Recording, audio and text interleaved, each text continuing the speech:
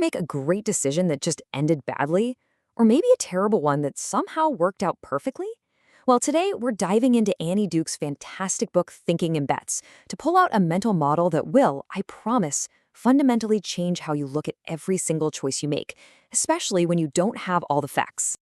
And to kick things off, we're going to start with one of the most argued about moments in sports history.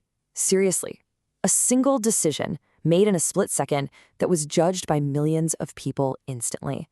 It's the perfect story to unpack a huge thinking trap that, let's be honest, gets all of us. All right, so picture this. It's Super Bowl 49, the final nail-biting moments.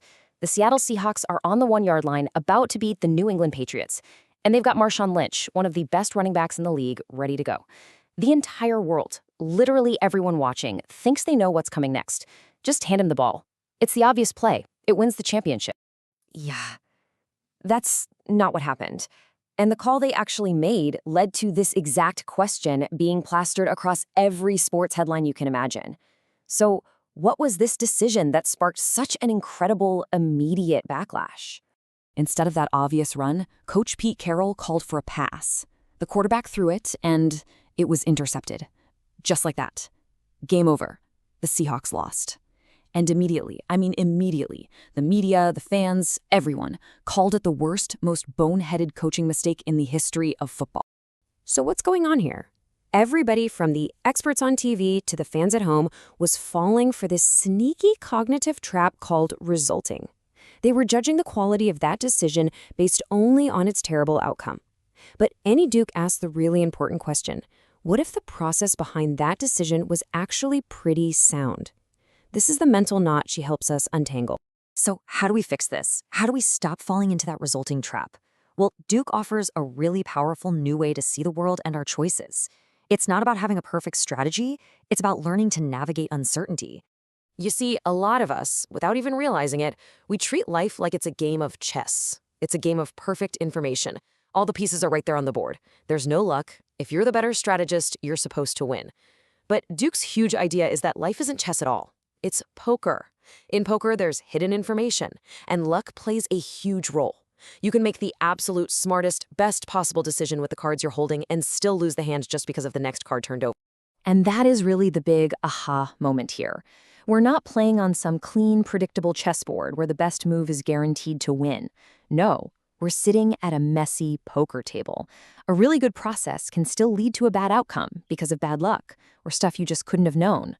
The first step to thinking smarter is learning to separate the quality of your decision from the quality of the outcome. Okay, so if life is poker, what does that make all of our decisions? Well, according to Duke, it means we need to start thinking about them in a very specific, powerful way. This mental shift changes everything. Every single choice you make, from what you eat for breakfast to a huge career move. Every one of them is a bet you are placing. You're wagering that choosing this one path will lead to a better future for you. And when you do that, you're also betting against all the other possibilities. You are constantly, whether you realize it or not, playing the odds. And here's why that matters so much. If our decisions are bets, then the quality of our bets can only be as good as the quality of our beliefs. I mean, think about it.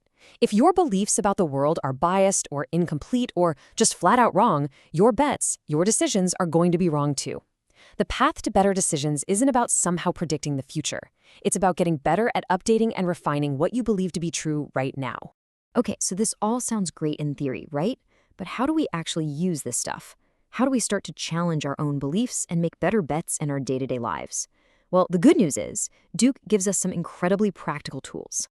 Duke gives us a bunch of fantastic tools, but we're going to zero in on two of the most powerful ones, something she calls the buddy system for your thinking, and learning the art of mental time travel.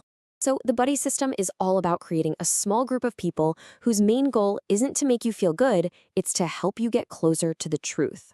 As the quote says, you need to hear from all sorts of opinions. The job of this group is to poke holes in your logic, to challenge you by asking questions like, okay, but how could you be wrong here? Or what's a totally different way of looking at this? It's all about working together to find accuracy, instead of just looking for agreement.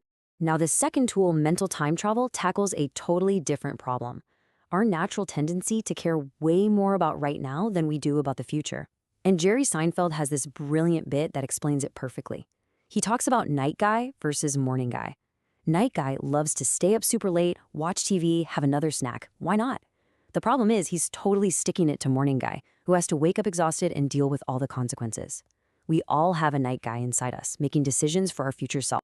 So the technique here is to consciously force yourself to time travel in your mind. Before you make a decision, you actively ask yourself, how will my 10 minutes from now self feel about this? What about my 10 months from now self? Or 10 years from now self?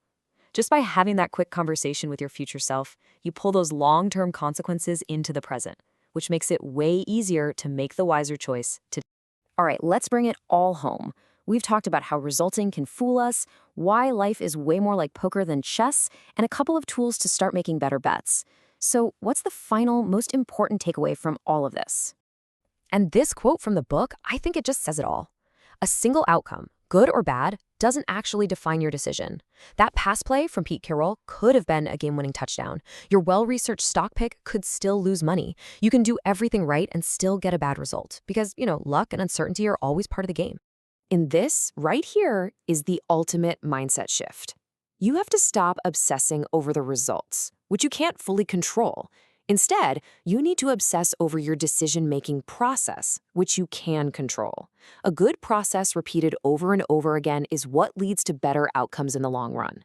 Focus on the quality of your bet, not the result of a single flip of the card. So, I'm going to leave you with this thought.